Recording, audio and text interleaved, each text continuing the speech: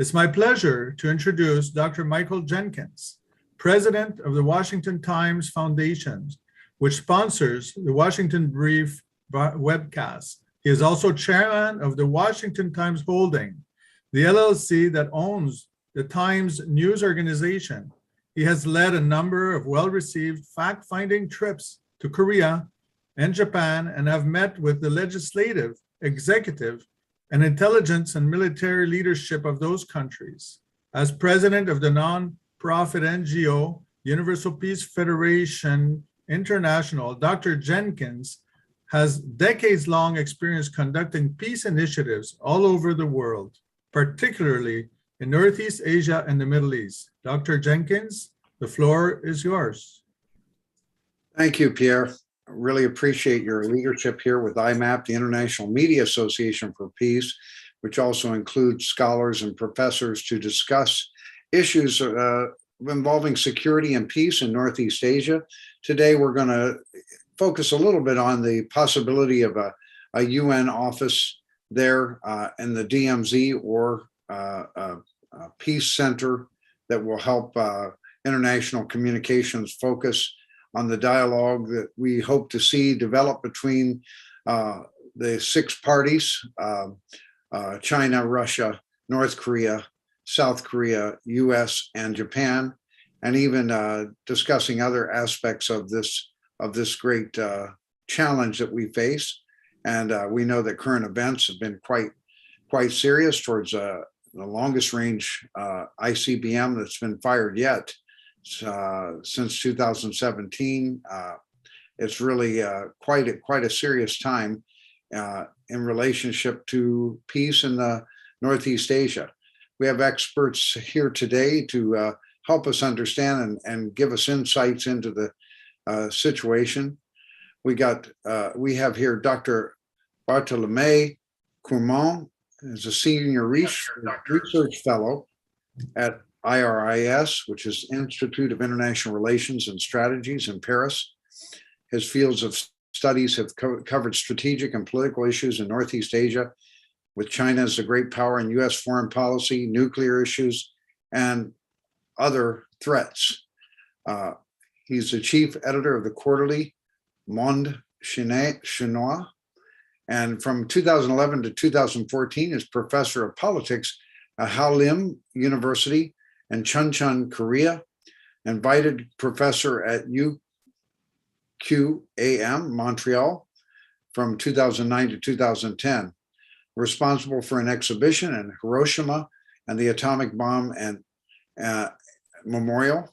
And prior to joining IRIS, he was assistant research fellow at the French Center on the US CET at IFRI. His parallel research activities at IRIS, in addition to that, he taught classes since 2001 and Science Po, and also participated at numerous conferences and seminars on the field of peace and security. He holds a PhD in political science from Paris 7 University, and he has a Master's of Defense from Paris 2 University, a master's degree in international diplomatic relations from the Institute of High International Studies. He's widely published, and his books are having a great ability to shine light on the possibilities for peace. Let's welcome at this time Dr. Courmont. Many thanks, Michael. I'm sorry for this long presentation, and I hope it was not too difficult for you to read all these French acronyms and words. Well, just to make it short, yes, this is my field of study, Northeast Asia and security issues in the region in particular. And as you have mentioned, I have also been teaching in Korea at Hallym University for 3 years, about a decade ago now. It's my great pleasure to be with you today. So good afternoon to our audience. It's the beginning of the evening here in France. Many thanks to UPF for inviting me again, because this is not the first time that I'm invited to deliver some comments on the security issues in the region. And many thanks also to the Washington Times Foundation. So thank you, Michael, for giving me this opportunity. Well, just to introduce the context, which I believe is particularly important when it comes to the possibility or not for the implementation of a UN office in the peninsula. And I think that, Michael, you have said something very important. You have mentioned not only the recent missile test conducted by North Korea, and therefore, let's say, a particular security contest, which is, well, concerning, to say the least, considering the escalation that we are observing in North Korea. This is also a political context, which is very important after the recent presidential election in South Korea. And we know that it is a tradition for North Korea to upscale its level of threats during such important political events. And we know also, and I will of course come back to that very important topic, that the new president of South Korea may have different intentions regarding the North and regarding the dialogue that has been one of the biggest improvements in the past 5 years between these two countries. So I think that the political context in the peninsula is also very important and somehow justifies not only a bigger attention given to what's going on in North Korea at the moment, but also to all sorts of initiatives that will help providing a better dialogue, not only among Koreans, but also between North Korea and the other actors. You have mentioned, for instance, the SixParty Talks, which is, of course, let's say, the cornerstone of every initiative related to implementing a better security dialogue in the region. The context is also obviously the one that we are all facing at the moment, the war in Ukraine, and the fact that we have to consider whether or not the current test conducted by North Korea is linked to what we are observing in Ukraine. Does that mean simply that the North Koreans believe that this is the right moment to be somehow forgotten a little bit from the international community? Or to the contrary, is it an opportunity for North Korea to remind the international community that there is some particular attention that must be given to security in that region? So that's also something that may not only justify the recent events that we have observed, and perhaps the future ones, more missile tests, maybe a seventh nuclear test, we don't know, but there are possibilities in this prospect. And of course, also, the initiatives that we may implement in order to secure such initiatives and to prevent from a bigger escalation in the future. So you see three levels of context: a security one when it comes to the recent events and the recent tests taken by North Korea, a political one, which is the presidential election in South Korea, and of course the international geopolitical context that plays also a very important role. When it comes to the legacy of the 5 years of the presidency of Moon Jae-in, who is actually giving up his seat as president, and we will see very soon the real composition of the new government of Korea, the Republic of Korea, which will be now led by a president. I always have a problem mentioning his name properly, Yoon Suk-yeol. I'm sorry if there's some Koreans in the audience and if I didn't pronounce it well, but it's not very easy one. So the new president not only comes from the Conservative Party and therefore the opposition of Moon Jae-in, the last president, but he also seems to have very different intentions regarding the dialogue with the North, and therefore the legacy of Moon Jae-in might simply come to an end.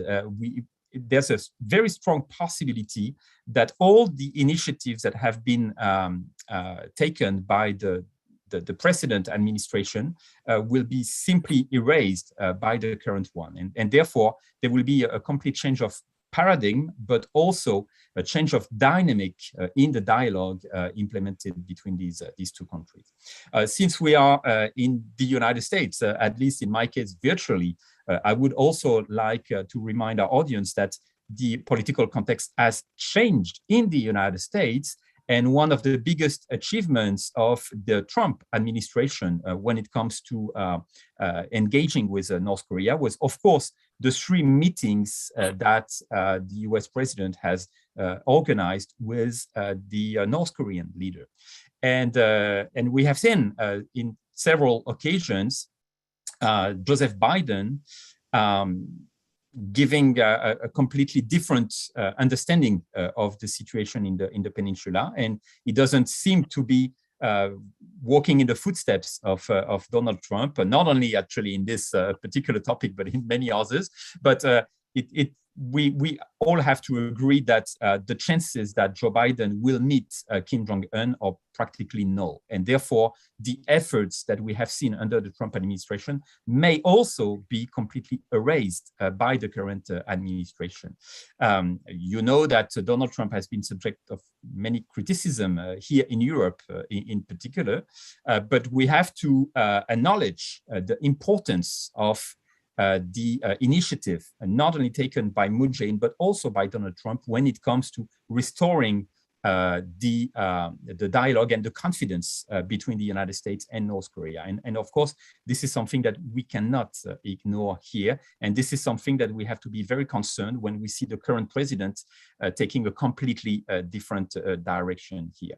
So 2 changes. And when we look at what has been achieved, first of all, let's look at it from a skeptical point of view.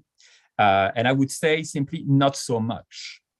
If we remember the 3 meetings between Donald Trump and Kim Jong-un, well, one comes to the conclusion that it was not really prepared actually on both sides. It was mostly symbolic, and it didn't lead to any significant step in implementing a better confidence between the 2 countries. Let's say, unfortunately, maybe time was missing, maybe the COVID crisis didn't help. Let's say that the symbol was strong and was remarkable, but unfortunately, there was no particular initiative taken afterwards. And therefore, there's everything that still needs to be done in order to transform these meetings into something conclusive, into something conducting. So it didn't work so well. Same thing when it comes to the various meetings between North and South Korean leaders and different levels of members of the government. The symbols were extremely strong, especially the Pyeongchang Olympic Games in January 2018. And we all remember the athletes of North and South Korea marching together and entering the Olympic Stadium together with a very enthusiastic audience. So this was a great symbol for the dialogue between the 2 countries. We remember also the sister of Kim Jong-un being invited during the Olympic Games by the South Korean president, and she participated to several meetings with the president of South Korea, which was also a very great symbol for implementing a new dynamic between the 2 countries. We, of course, also remember the visit of Moon Jae-in in North Korea and the tour that he did with Kim Jong-un, and the various photos and representations, and also again symbols when they visited some historic sites or some particular locations in North Korea, not only in Pyongyang but also in the rest of the country. So that were the great symbols of a new dynamic in the Korean Peninsula. Unfortunately, there again, not so much has been done because of the COVID crisis that hit the peninsula very early, but also because of probably some resistances on both sides that did not help transforming these symbols into something, let's say, conclusive and something that would be established in the long term. So from a skeptical point of view, it was great to see all these leaders meeting together and showing good faces. But unfortunately, it didn't lead to something very conclusive. On the other side, I believe in symbols, and I'm not the only one who believes in the importance of symbols. And once you have the possibility to put in the same room the US president and the leader of North Korea, and when you see these two persons exchanging and somehow shaping another future, when you see also the South Korean president proposing not the denuclearization of the peninsula, but the implementation of peace in the peninsula, you have hopes about the possibility to work on a better agenda. And this was, of course, why these meetings and why these symbols were at the end so important. So we cannot underestimate the importance of these symbols. And I remember already at that time giving a little presentation for a UPF presentation saying, well, when Donald Trump meets Kim Jong-un, this is something not only historic when it comes to the symbols, this is something potentially historic when it comes to the possibilities to think together another future in the Korean Peninsula. So I believe that even if Joe Biden decides not to respect the initiatives taken by his predecessor, sooner or later, it will have to come back to the agenda of the US president, if not this one, maybe the next one. And at the same time, for the North Koreans, these symbols are also extremely important. For the first time since the Korean War, they have seen a different face of the United States, and they have perhaps a better expectation about the possibility of a dialogue. So again, these symbols are just symbols, but they are important ones, and maybe we can work on it, and maybe we can use these symbols just to say, look, it is possible to talk to the North Koreans. I also remind you that this is not the first time that this happened. We all remember the Sunshine Policy conducted by South Korea, which was implemented in 1998 and lasted for 10 years. It was, of course, a period of lots of disappointment because this is also during that period that North Korea conducted its first nuclear test, and therefore it betrayed the expectations and the hopes that we have put in that country. But at the same time, this is also a period in which we have seen the people and the political leaders of both North and South Korea being capable of not only talking, but working with each other.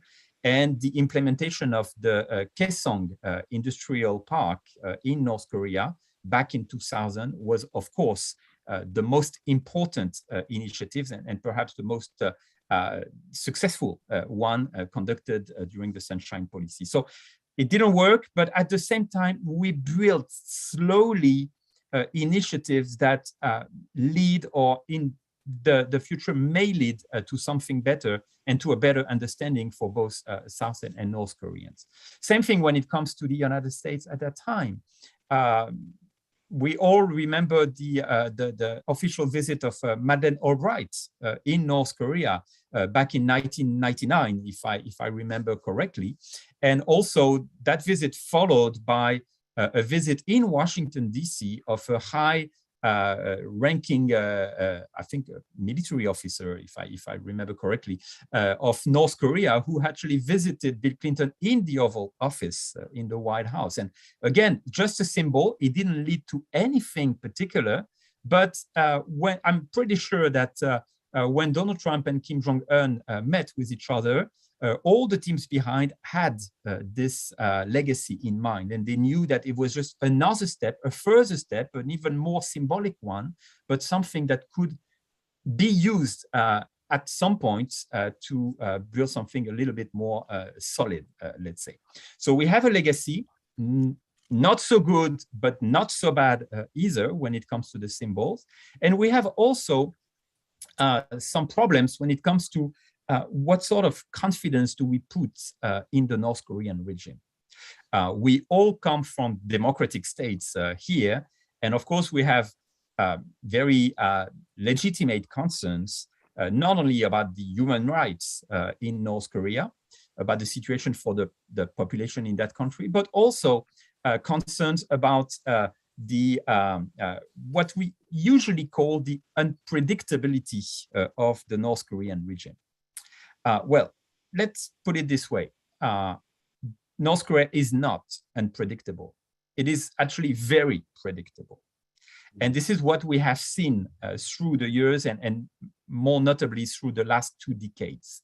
As I've said before, when there's an election in South Korea, especially if North Korea is not, let's say, contended with the results, we will observe an escalation, and we will observe new threats or new maneuvers taken by North Korea.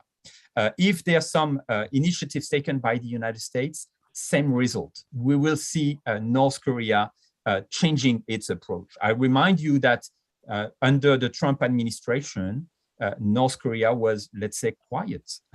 It was not considered a threat for international security, and it was engaged in at least a possibility of dialogue. Since the Biden administration has taken office, we have seen a different understanding in North Korea, and it is simply due to the fact that North Korea does not feel secure under this administration, just like it did not feel secure under other administrations back in the past, before the Trump administration, let's say. So what we see here is that what North Korea does, it's not only based on the, let's say, the appreciation of its leader, it's also based on what South Korea does, what the United States does, and also to some extent to what China does or will be doing. So it is a very predictable country. On the other side, South Korea, the United States, and some other actors, thinking about Japan, for instance, because they are democracies, are perhaps a little bit less predictable, because it will depend on who is in charge and what sort of agenda we will be deciding to shape. So, of course, what I say here is certainly not denying the benefits of democracy, but to the contrary, to say that this is what we have to understand from a democratic point of view when we want to engage with North Korea. We have to know that what they do is based on a very specific agenda, which is an agenda of survival. When it comes to the implementation of various initiatives, Michael, you have mentioned the SixParty Talks.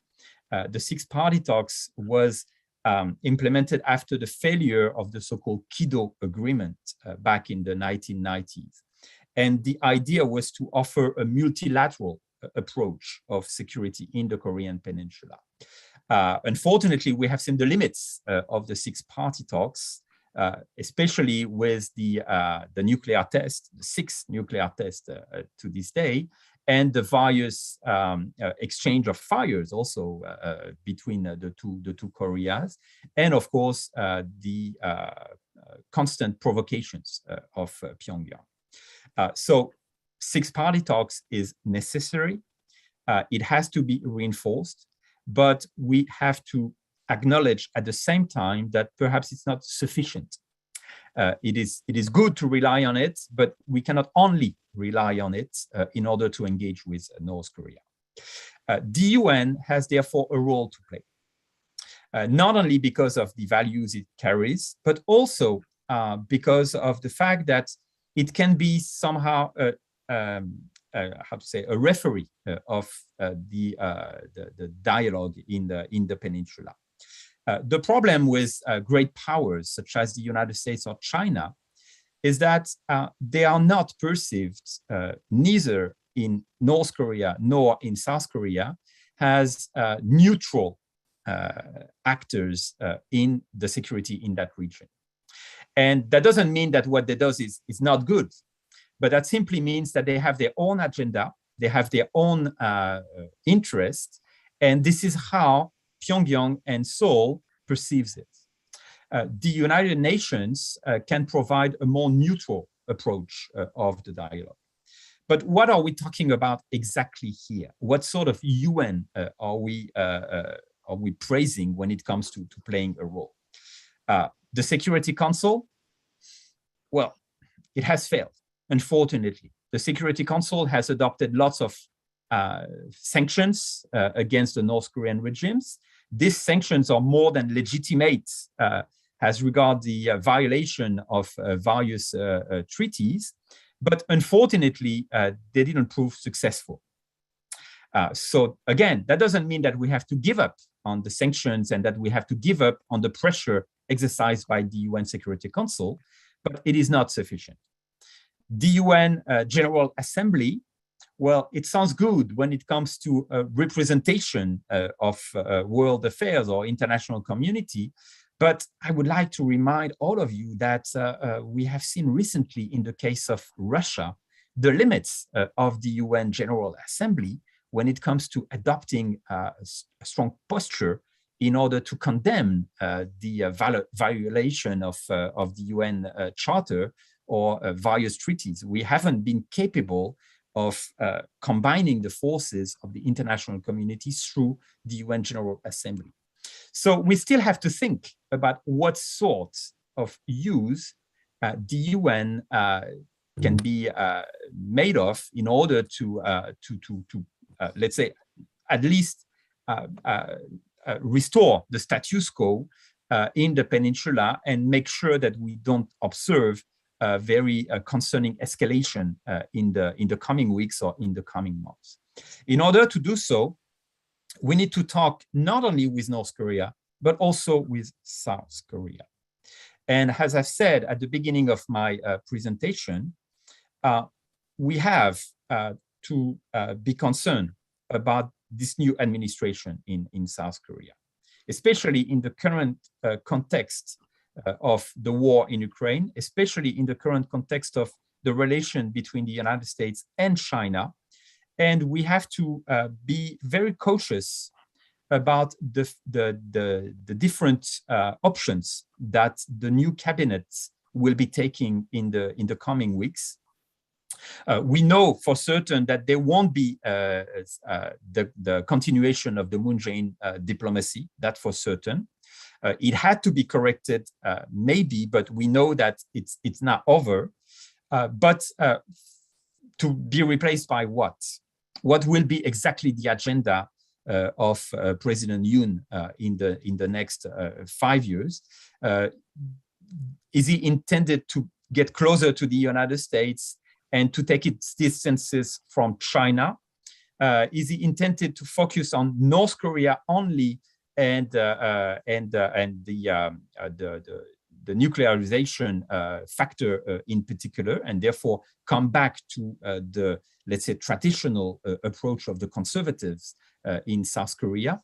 Is he going to rely on a different approach? I remind you that his elected was with a very slim majority, and therefore he cannot ignore the fact that nearly 50% of the Koreans perhaps do not agree on strengthening the North Korean diplomacy, and maybe there are many South Koreans who are still aware of the necessity to engage a dialogue and to focus on the implementation of peace instead of denuclearization. So we don't know exactly what directions will be taken in the coming weeks or months. And I have recently exchanged with the diplomatic staff of South Korea here in France. And it was very interesting to see that themselves, they have absolutely no idea. They say, well, we know that it will be different from what Moon Jae-in has done.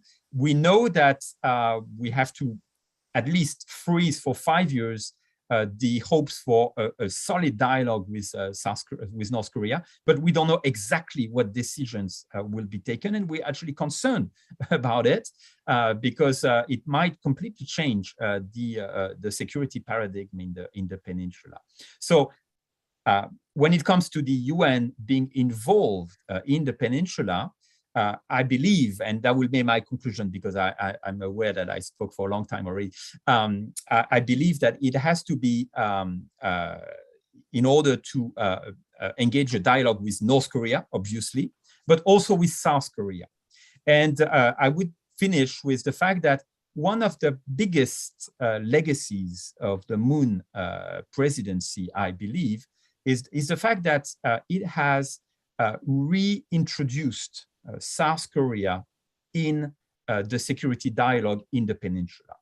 Unfortunately, prior to the Moon administration, South Korea did not have much of a voice in the region, and the United States and China were competing in order to know what approach should be implemented towards North Korea. With Moon Jae-in, we have seen the return of South Korea playing a key role, a very central role in restoring a dialogue in the peninsula. And I think this is where any initiative, including UN initiative, should capitalize. I remind you that under the Moon administration, but also under the previous administrations, and in the new administration, we have a Ministry of Unification on both sides of the DMZ. And this is perhaps our strongest tool in order to keep a dialogue between the two Koreas. I will stop here, Michael, if you don't mind, and I will, of course, very happy to answer some questions. Wonderful, wonderful presentation, Dr. Caron. We will have some questions and answers after Mr. Bondo's presentation. We thank you so much. Many insights, much to discuss. I'd like to introduce at this time a person who's been on many of our programs and really gives a lot of understanding and insight into the possibilities for dialogue.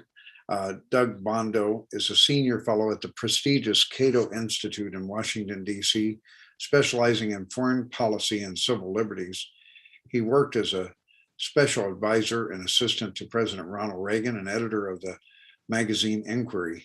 He writes regularly for Fortune, Wall Street Journal, Washington Times, The Post, many different publications like Harper's, Foreign Policy, National Review, and Newsweek and Fortune as well. He's been in all the major media broadcast corporations, Fox, ABC, CBS, CNN, MSNBC, all of them.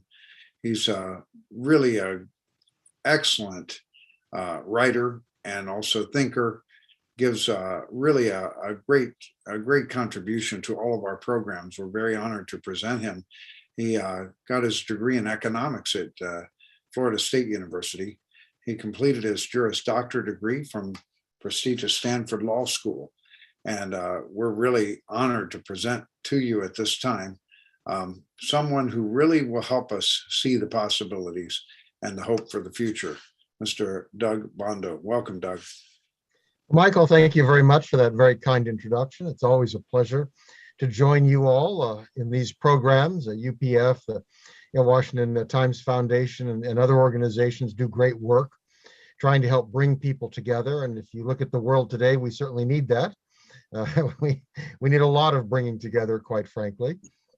We're certainly living in challenging times. And of course, in a sense, it's hard to talk about anything except Ukraine and Russia, the way it's dominated, certainly headlines in America and Europe. But it's also important for us to realize that the global South has taken a somewhat different attitude towards that. And I think that forces us to recognize that people around the world look at issues from different vantage points, and that not the rest of the world may not be that thrilled at times with following where the West is going. And I think that reminds us that there are a lot of vital issues in the world today, and many of them are in Asia. I mean, Asia certainly is the epicenter of economic growth for the future. It has countries with the greatest populations, many of them with the largest economies. It's a growing area of security concern. And if one thinks about the potential of the future of either peace or conflict, one thinks of a region that has China and Russia and Japan North Korea and South Korea, India, and others. And especially if one thinks, I think, of Northeast Asia, because to my mind, that brings together, so many of these countries. And the issues are across the spectrum. They're economic, they're politics, they're security, military, and all of these raise issues that need to be addressed today. There's a tendency, I think, when we look at something like Ukraine or elsewhere to think we've got to deal with this other thing first, and eventually we'll get back to these other issues. But really, we can't afford, not to be addressing these important issues, because what's going on there, the issue of the Koreas obviously are going on now. And they proceed. North Korea is building, continuing to building nuclear weapons and missiles, et cetera. They don't stop, for elsewhere in the country. And I think that if one looks at Asia, we see the potential hotspots. China, of course, and the U.S. relationship has become a rather difficult one that concerns many of us. And China's relationship and the issue of Taiwan is one in which people fear conflict could break out. Issues of the South China Sea, a number of territorial claims that go a number of countries. If one starts looking at the territorial waters, one sees not only China and other countries, but one also sees other countries themselves. We see Vietnam, Philippines, we see Japan, South Korea, and others involved in these issues. The Korean Peninsula, where North Korea, in its relationship with both the U.S. and South Korea, as as we just heard, this is a relationship that has been difficult over the times. President Trump, I think, deserves real credit for having been willing to take the risk and to step forward and try to change that. But we see frustration now that we haven't been able to improve on that. This issue is one that matters hugely. We see greater tensions between Russia and Japan over territorial issues. And we see other countries that are kind of pulled into some of these disputes. India, Vietnam, Australia, the Philippines, all of these, even though they're not part of Northeast Asia, nevertheless are one way or another affected by what's going on there. And in my view is, if you're looking at the 21st century, the question is, what is this century going to look like? Is this going to be a time where countries like the U.S. and China can come together and work together and deal with problems, or is it going to be a time of discord? We certainly, and if you look at what we're going through today in Europe, we recognize how important it is that we find a way to work together. And that really requires addressing these issues in Northeast Asia. These are not issues that we can turn away from. And what we don't have in Northeast Asia is that sense of any honest broker, anyone there who can try to step into the middle of some of these potential conflicts and perhaps calm things down, try to get people to talk. North Korea is always difficult. Anyone who follows the Democratic People's Republic of Korea, this is a fascinating and maddening place. And it has been that way since its creation. It's a challenge even for its supposed friends. If one talks to the Chinese and the Russians, let's say they have their own issues, with North Korea. In terms of China, we've seen it recently, wolf warrior diplomacy. We've seen, a greater military assertiveness. All of that has created tensions with its neighbors and with the U.S. Of course, the U.S. kind of has its own coalition, Japan, South Korea, Philippines, Australia. But that causes concerns of other countries as well, in questions of the Quad and ASEAN and et cetera. And of course, Russia, which remains part of Asia, with the current issues that are going on with sanctions and with war, of course, has become in many ways more problematic what its role is. So the question is, kind of what to do, and who might play a role. And I think that, there's no one there that kind of fits that.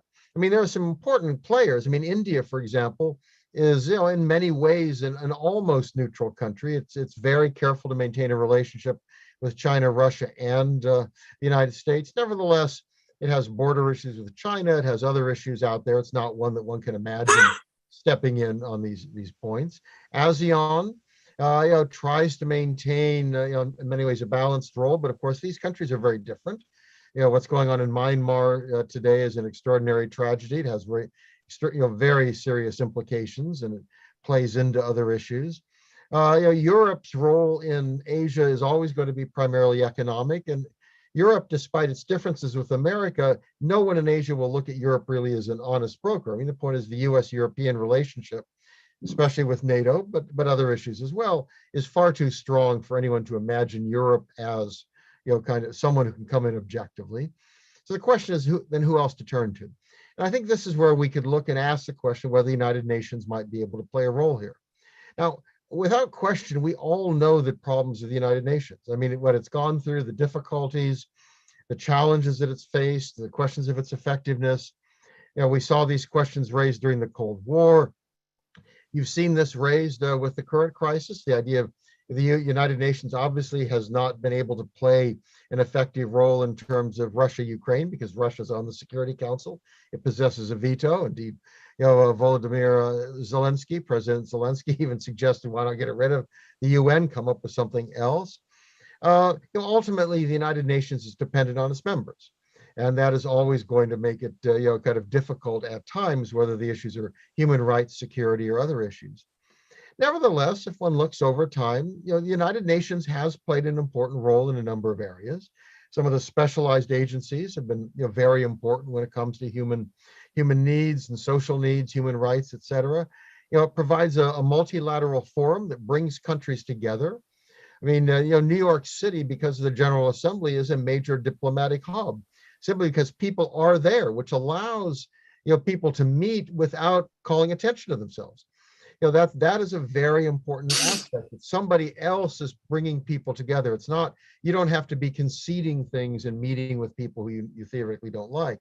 And it can help mobilize NGOs and governments, so there's a real role there. And the question is then, can we use that in some way?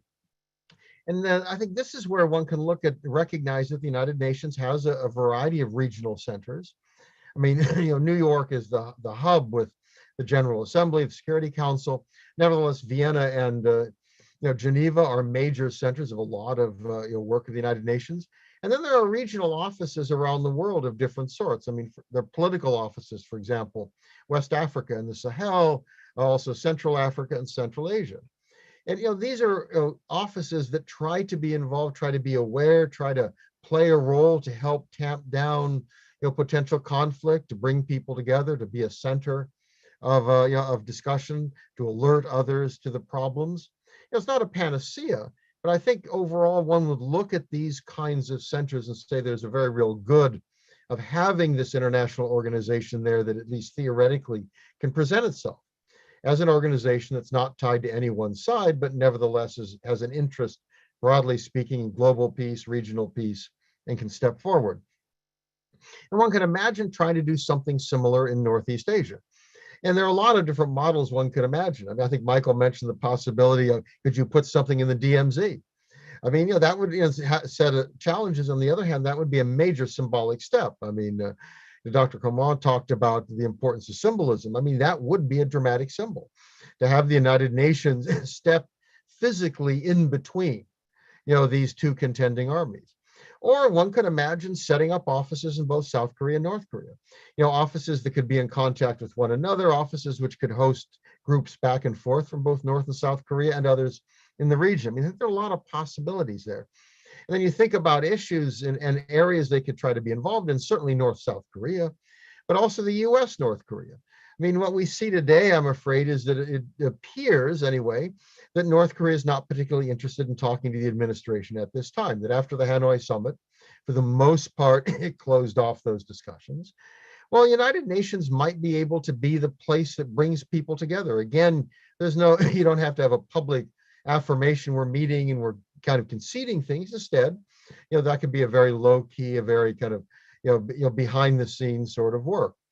And one thinks about what may be coming, where we have not only missile tests, but the fear that North Korea might be planning a nuclear test. That would clearly ratchet up tensions, not only with South Korea, but with the United States, might cause even some problems with China. You never know. That, this is a very good time to have someone there to try to be talking to all the parties and trying to find some avenue to bring people together. That, because at the moment, it doesn't appear to be we're having anything. And the question of what the North is doing, it's pretty clear that Kim Jong-un has indicated he has a very long wish list of missiles and other weapons he wants to build. And if he's decided he has to proceed because the US won't give him the kind of sanctions relief that he wants, he might decide that he wants to spend 2 or 3 years doing this before he returns with an arsenal of, who knows, 100 nuclear weapons, 150. I mean, we can't let this go. This is not something we can put aside and figure we'll come back to and deal with later. And yes, the question then is how to move forward. We've seen efforts in the Moon administration in South Korea didn't really achieve much. They were dismissed by the North. I mean, Biden has indicated his interest in talking, but that has gone nowhere. To my mind, we've got to try. And there's I certainly wouldn't assume that we're going to succeed, but if we don't try, obviously we won't succeed. And there are other issues as well. I mean, one can imagine a UN office helping bring together the US and China to, again, informally talk about what to do about North Korea, for example, to bring together potentially South Korea and Japan. I mean, 2 American allies that should be working together. The incoming President Yoon has an interest, he's indicated, in trying to resolve this. It won't be easy. Again, somebody stepping back from South Korean and Japanese politics to provide a forum and some ideas, maybe that's a way to jumpstart those discussions. That if we want an independent interlocutor, the UN could provide that. And again, I come back to the symbolism. Northeast Asia is hugely important. I mean, other areas of the world deserve attention, and and I'm glad they have regional offices of various sorts. But Northeast Asia is one that the moment that really needs to have someone try to step in and move things. And we just don't, we're not seeing that with the US, we're not seeing that with South Korea, we're not seeing it with North Korea. And this should concern us very badly, that as our attention is devoted to Europe, it's not at all enough to say we'll deal with it later. I mean, we have to start dealing with this today. So I think that we look at, around the world, there are a lot of problems out there. But a huge number of these critical issues for the future are in Asia, and especially at kind of the epicenter in Northeast Asia. And I think these are not only complex problems, but frankly, they're dangerous. We cannot just let this go. And I would not present the United Nations, a regional office of some sort, as a panacea. We've tried a lot of things over the years. They haven't worked. But that just tells us we have to be creative and persistent.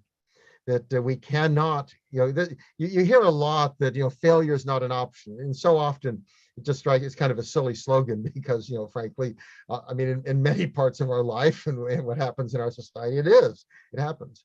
But what we shouldn't do in a case like this is accept failure as the likely option. We've got to work and keep working at it. The stakes are far too high. That we've got to find a way to bring peace to the peninsula. It'd be wonderful ultimately to have reunification, but at the very least, peace, cooperation, damping down tensions, finding a way to spread that China, Japan, US, etc. And this is one where I think the United Nations might be able to help. So it's certainly worth kind of putting on the docket out there of maybe this is an opportunity for the UN. It's under fire. People are wondering whether it's effective. We're not quite sure what to do about Northeast Asia. Well, maybe this is the moment we can bring these two together and have a positive answer in both cases. So I'll stop there, and I'm looking forward to questions and continuing the discussion. Thank you, Doug. Just great to have this perspective on the regional office. The value would be very significant, I see, and UPF has been supporting it for years. President Moon definitely emphasized it at his speech at the United Nations, and would like to just open for some discussion between you and Bartholomew. Also, we have questions coming in through the chat. But one question I'd like to ask for both of you. This is not on the UN office, but Mr. Yoon, the new president-elect, who's going to be sworn in on May 9th, he's vowed to improve relations with Japan, strengthen the US-Japan-Korea relations, and then also be strong towards North Korea. What President Moon did every kind of activity he possibly could do to try to open that door for progress, development. There were some promising things that developed. He definitely cooperated with the United States. But at the same time, the liaison office built in North Korea was destroyed suddenly, and there was a lot happened under that kind of open door, sincere effort to try to gain real friendship. What do you think, Bartolome? What will happen with a strong Yoon government? What do you feel the reaction of North Korea will be to that? And also, Doug, if you could just share something on that. And then we have some questions coming in from our audience. Well, it seems to me that over the past decade or so, we have seen with different cabinets in South Korea, two different approaches of how to engage with North Korea. The first one is the one we have described, the Moon Jae-in administration, trying to restore confidence and focus on implementing peace in the peninsula. And the second one, which was carried by Lee Myung-bak, the president back in the late 2000s, but also Park Geun-hye after him, and maybe the incoming president Yoon, is based on pressuring North Korea in order to accept different conditions of a stronger dialogue. So basically, both ways lead to restoring the dialogue with North Korea, but by different means. And what I would call the harsh approach of the Lee Myung-bak, Park Geun-hye, and maybe Yoon Suk-yeol approach did not prove successful, unfortunately, maybe. Again, we have to acknowledge the legitimacy of such an approach, which is based on the very little confidence we can put in North Korea, and the little trust we can put in the intentions of its leader. But at the same time, every time South Korea has tried to pressure North Korea had this possibility to strike back by actually multiplying its nuclear test or missile test, and therefore showed a higher level of threat for the South Koreans. So unfortunately, it didn't work very efficiently. So when it comes to the incoming presidency of Yoon, if he decides to follow on the footsteps of these two conservative predecessors, I'm afraid that it will be a failure. And I'm afraid that in 5 years, we will meet again with a new president in South Korea and say, so now what? What do we do? Do we decide to follow this harsh approach, or do we have another approach? And I totally agree with Doug when he said that we have to act now. It's not because there are some other important crisis taking place in different regions on the planet that we have to ignore it and say, well, we'll focus on North Korea later. No, we have to do it now, and we cannot wait. And unfortunately, this is where we have. This is also our responsibility as UN Security Council permanent members, but also as prominent diplomats in the region, and the United States in particular. It is our responsibility to provide assistance to South Korea to keep the dialogue with North Korea, instead of trying to, let's say, pull South Korea into another direction. For instance, and maybe we will discuss that, I'm against the idea of South Korea joining the Quad or a Quad Plus, because I don't think it will send a good signal to North Korea, and therefore it will help the dialogue with North Korea. On the other side, I believe that Yoon's intentions to engage with Japan are extremely welcome. But is it going to succeed? Here again, I'm a bit skeptical, not only because of South Korea, but also because of Japan. And we know that the problems between these two countries are actually societal problems and historical problems, far more than strategic ones. So you see, we have to be cautious. And I believe that the best message we can send to South Korea at the moment is, don't give up talking with the North Koreans. We have to rethink the way, but don't change the paradigm and don't come back to things that unfortunately didn't work in the past. Thank you. Thank you. Okay, Doug. Yeah, I assume that what we'll see from the Yoon government is close to this, will be similar to what we saw with Park and Lee governments, which will be an attempt to use pressure. And it strikes me that, that in the sense, we don't have a good model of what works with North Korea if one thinks consistently over a long term. On the other hand, that policy hasn't done very well. I think that what really has to be done is the United States has to give South Korea essentially more running room to try to come up with its own policy. I think one of the reasons that the Kim government responded so badly to the Moon government after Hanoi was the belief that in essence it didn't matter dealing with South Korea. That if North Korea wanted sanctions relief or anything else, only Washington could give it.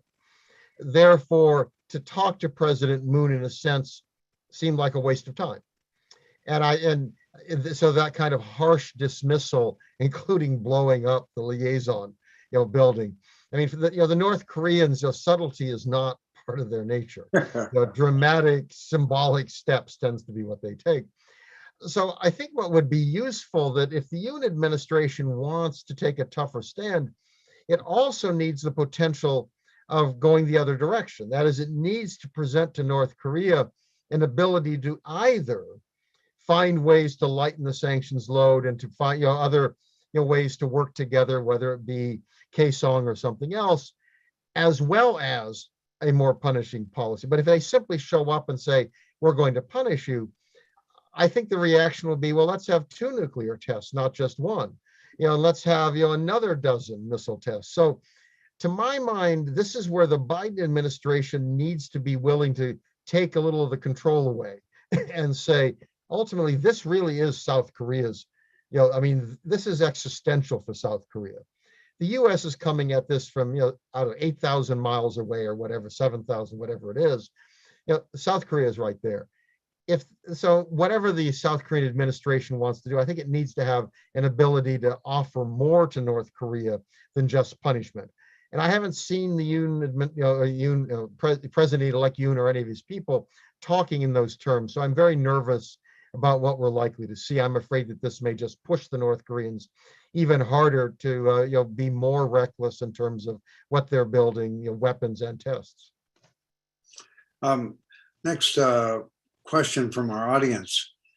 Who absolutely is against the UN regional office? What parties are opposing it?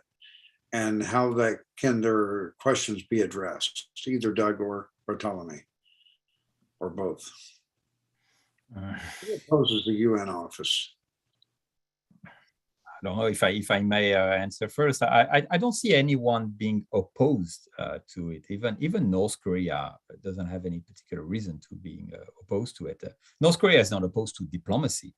North Korea is opposed to what it believes to be pressures, whether or not it's true. But I don't see any particular resistance to it, except maybe from the UN itself.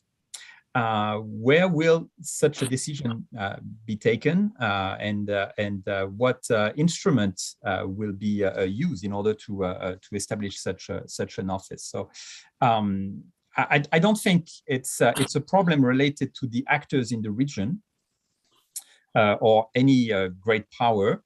I think it's a problem related to what will be the agenda of such an office, what will be the mandate, and what use will be made of such an instrument. So again, and I totally agree with what Doug has said. If we use any tool, including UN office, in order to strengthen the dialogue between the two Koreas and therefore strengthen the position of South Korea as the main actor in reestablishing this dialogue, then it can be useful. If it is perceived as another way to either, let's say, keep the absence of a solid dialogue, so let's say business as usual. This is what we have seen in the past 3 decades now. This multilateral approach with all its limits, unfortunately, or on the other side, and even worse, if it is perceived as some sort of pressure against North Korea, it will fail, unfortunately. I think that if there's opposition, it's in a sense, it's the sort that almost always affects an institution like the United Nations, which is other countries and regions will think, well, why not us? I mean, the problem, you get on these kinds of issues is everyone wants in. And I think, so why should there be general support for putting only one office there when one could imagine Southeast Asian countries wanting one, or one could imagine India? I mean, and I think so it might be necessary to come up with a program in which 2 or 3 regional offices would be added, because you might then find broad support, find other regions which could use some of the same benefits.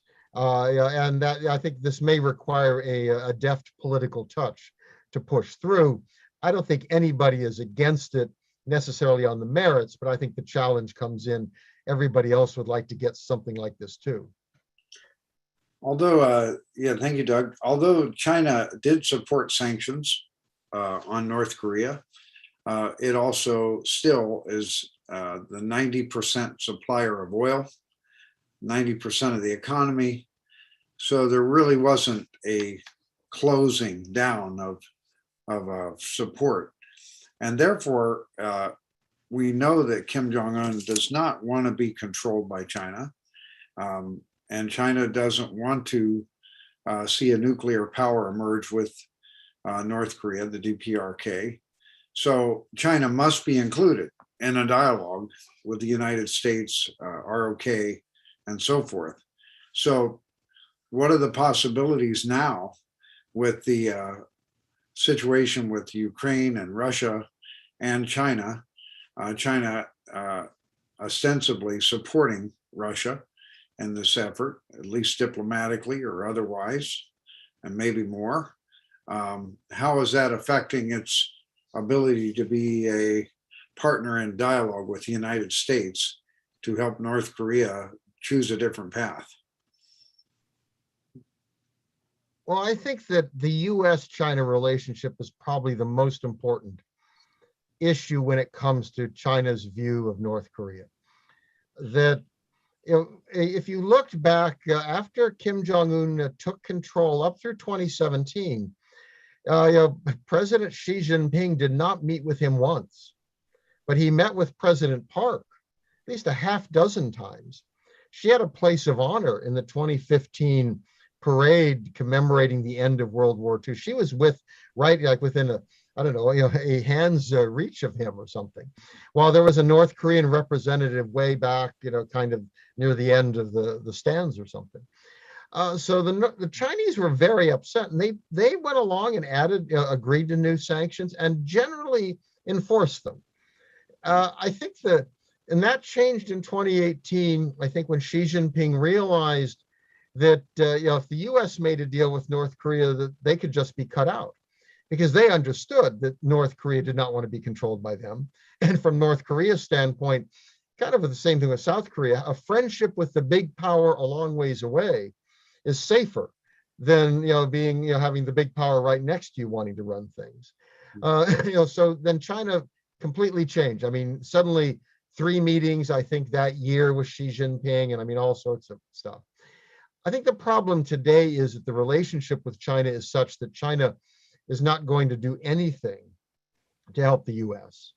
And at the moment, they may even be willing to overlook a nuclear test. And I think especially with Ukraine, the challenge here is the US and Europeans are going after China very hard over its relationship with Russia and Ukraine. And I understand that. I mean, on its merits, that makes sense. But that also makes it even less likely that China is going to be helpful on North Korea. I think there are 2 issues that basically that matter to the Chinese. Number one, is that they do not want to have a collapse. That while they don't want a nuclear North Korea, I think they fear a disaster. A collapse, mass refugees, loose nuclear weapons. I mean, for the United States, one could imagine a collapse of a nuclear Mexico. I'm not sure I don't know what the best analogy would be, say, for France, but the notion on your doorstep to have a country falling apart. The second thing is the Chinese don't want a united Korea allied with America and US troops on their border. I mean, they went to war in 1950 to prevent that from happening. So the US has to find a way to talk to the Chinese and the South Koreans too about the future, what the relationship would be, why it would not be dangerous for China. And I think that probably needs to start with South Korea, given how difficult US relationship is right now. South Koreans need to have that dialogue saying they imagine a future. If there was unification, perhaps there would not be US troops there. That they imagine a future in which China would not feel threatened by whatever a united Korea turns out. Because if we're not able to convince China of that, I don't see much likelihood we're going to get their help on these issues. Bartolome? Yes, well, I totally agree with what Doug has said, especially with the fact that if China sees any initiative in the interest of the US, it simply won't embark. So that there's no way we can invite China to play a significant role that at the end will be to the benefits of the US and its allies in the region. So the dialogue must be based on common interests for these powers, and that doesn't only include actually China and the United States, but also China and Japan in the region. China must play a role, and China has played an important role, notably by being one of the leaders of the SixParty Talks, but also, as we have mentioned, by being more tough on North Korea when it needed to be more tough. So China is a very important actor. We need China, and China has this very specific position, let's say, because we all often say, well, China does not want a collapsing North Korea or a nuclear North Korea, or let's say a disturbing North Korea next to its border. But at the same time, China feeds North Korea and helps North Korea to survive. So it has this like double game, right? Well, the reality is simply that whatever the situation is, China will find ways to be accommodated with. If we observe a status quo, if the situation remains highly tensed in the peninsula, well, things will simply go as usual for the Chinese. So they will keep good, and they will try actually to strengthen relations with South Korea, but at the same time, they will keep close relations also with North Korea. And this is what we have seen in the past 2 decades. On the other side, if we lead to a stronger dialogue, China will take the benefits of it. And actually, when Moon Jae-in went to North Korea and started thinking about possibilities to have like investments in North Korea in order to develop the North Korean economy, China was invited to also propose various initiatives and somehow to include North Korea in its in this world map of Chinese investments. On the other side, if North Korea collapses, and this collapse will inevitably lead to a unification of Korea, China will also find some benefits simply because China will be the only country capable of supporting the heavy cost of this unification. So you see, the problem with China is that it's not that China does not want to play a good role. It's not the nasty player in that particular crisis or particular security knot, but simply that China has interest, whatever path will be taken, and it will find its own interest, whatever the situation evolves. So that's the difference between China and countries such as Japan, obviously South Korea, and also the United States. Thank you so much. I'm so sorry we've run out of time. I didn't even know it was past 3 o'clock. I was just so enjoying this so much. But I do want to give you both a final moment to share your final thoughts on what would be your advice to the Biden administration. Doug? what would be your advice to move towards a better situation with the Biden administration, for the Biden administration, and with concerning North Korea? Well, I'd tell them that they need to be persistent, and that we may be at a time where North Korea has simply decided not to engage, but they still need to try. And the second is to look for creative avenues in other ways, and that starts with South Korea. I think it starts with demonstrating to North Korea that South Korea will be an agent of change on this issue, that the U.S. wants to give South Korea an opportunity to take the lead because it matters so much. And then I think the idea is like a UN regional office, find other interlocutors, other ways to try to reach North Korea and convince North Korea there is value in engaging with the United States.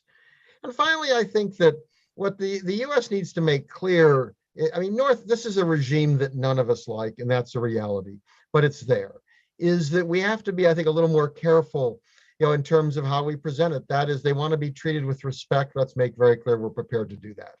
And I think the idea of saying we'd love to have a liaison office open. We want to have a regular dialogue. Even if they don't want to talk a lot at the start, could we do that and then open up? And we should get rid of the travel ban. I mean, make clear to them that we want a relationship not only between our governments, but our peoples. And I think, if you go back to, Kim and what he said at the time of the summits and the initial Singapore statement, they wanted kind of proof that, that the U.S. wanted to engage. They wanted a sense that there could be a more peaceful regional order and bilateral relationship. We need to take those steps, and they'll benefit us as well. I mean, we should talk to our enemies. It's far more important, frankly, to talk to our enemies than our friends. We didn't talk to the China for a very long time. It was tragic, I think. You look at the Korean War, et cetera. We need to make clear to the North Koreans, we want a relationship. This isn't going to be easy, but we can't afford not to persist and make the effort. Thank you, Doug.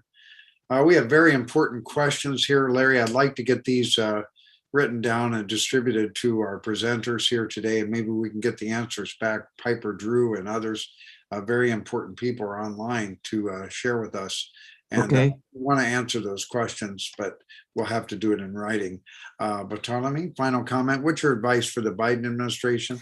And you a very short comment, because I agree with what Doug has just mentioned. Okay. Maybe a very, very quick comment when it comes to this particular topic, the Korean dialogue.